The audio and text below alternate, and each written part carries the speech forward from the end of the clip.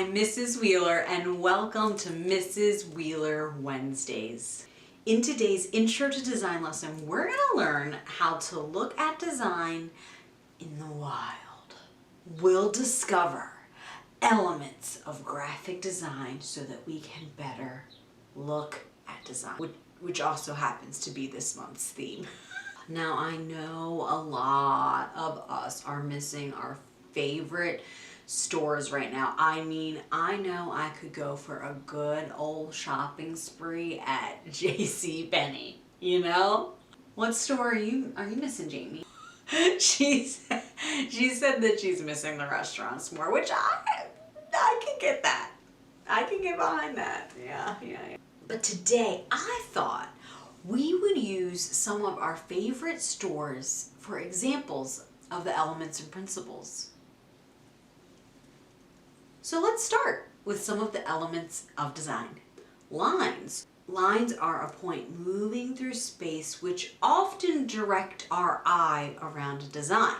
Here we have the Costco logo, and you can see that the lines are moving our eye from the left to the right of the logo. Shape. Shape is a two-dimensional area, as seen in the IKEA logo. We see a flat, two-dimensional, oval, and rectangle. Form.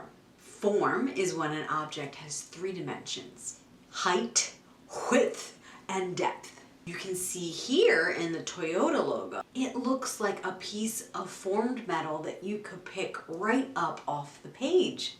Space. Space is the emptiness around or within objects. In the FedEx logo, the negative space, or the empty space between the E and the X, actually forms the shape of an arrow. It's the nifty little things like that that are just color. Color is actually how a light reflects off a surface, but this isn't a science lesson. The Sam's Club logo uses a blue and green shape overlapped. The center shape is a darker blue, which is called a shade. If the color were lighter, it would be called a tint. Value. Value is the darkness or lightness of an object. So in this Apple logo, you can see that the value varies in different areas where it goes from dark to light. Texture. Texture is how things feel or how they look like they may feel if it were to be touched. In the Dollar Tree logo, we can see that it looks like a tree, even though it's made of simple shapes. So our brain immediately associates that texture with how it may feel. Now let's talk about a few of the principles of design. Movement. Movement creates the look and feel of action as it moves the viewer's eye through a design. PetSmart is a great example, as those two blue shapes and that red circle makes us believe that a ball is bouncing while also moving our eye from the start of the word to the end. Balance.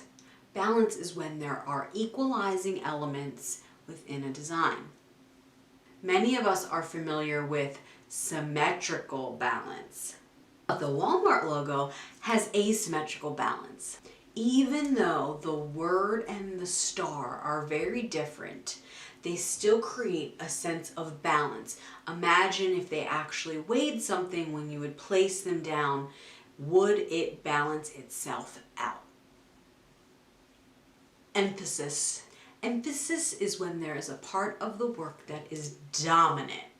Target, or as we like to call it, target. It emphasizes the bullseye. I mean, it is where your eye goes first and then it's drawn down to the name of the store. Scale.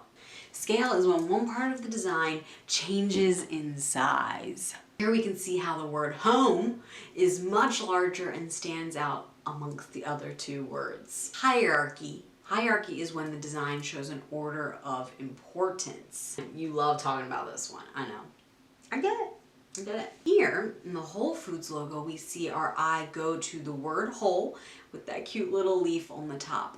And then it moves down to the word without a leaf and then to the smaller sans serif word. Now that you know these basic elements and principles, you're gonna start noticing how often many of them work together. I challenge you to use some of these elements and principles the next time you comment on a design.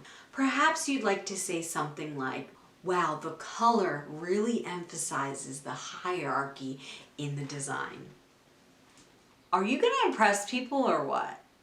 So don't forget your homework, which is to participate in the Look at Design Challenge.